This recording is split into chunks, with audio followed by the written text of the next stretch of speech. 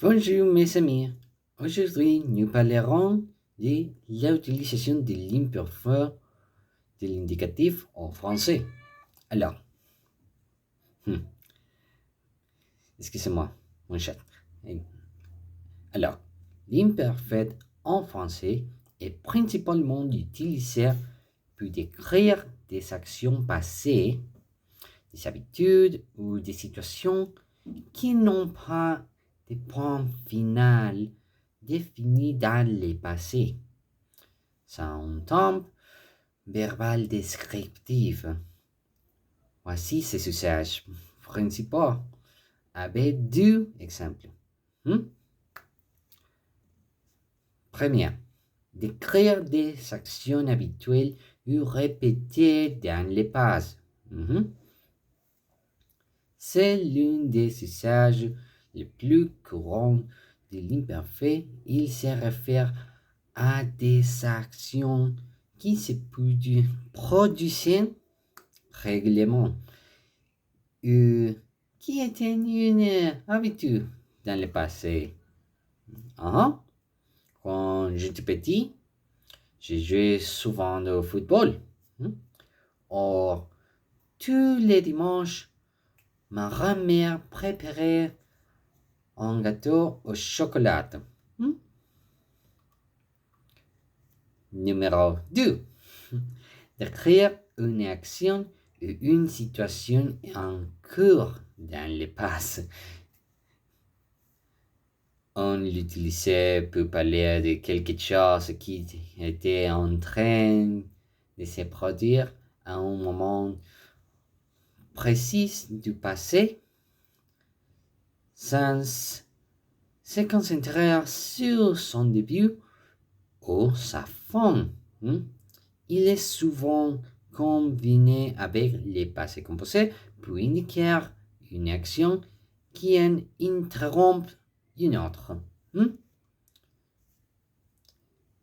Par exemple, il pleuvait quand nous sommes sortis, ou nous regardions la télévision quand le téléphone a sonné. 3. Décrire des états ou des caractéristiques dans le passé. L'imparfait est utilisé pour décrire des personnes, des lieux, des objets ou des sentiments dans le passé, fournissant les décors de l'histoire. Hmm? Elle était très gentille et avait les cheveux blonds. Hmm?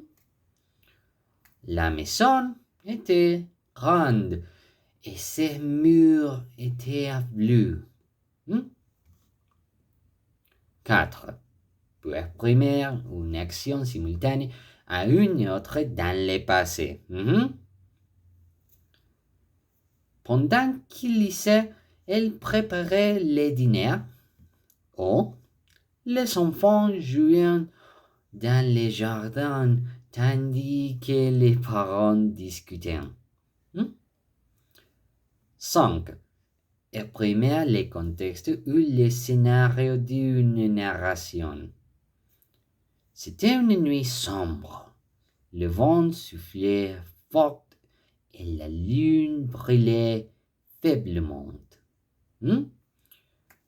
Les oiseaux chantaient et le soleil s'élevait sur la campagne paisible.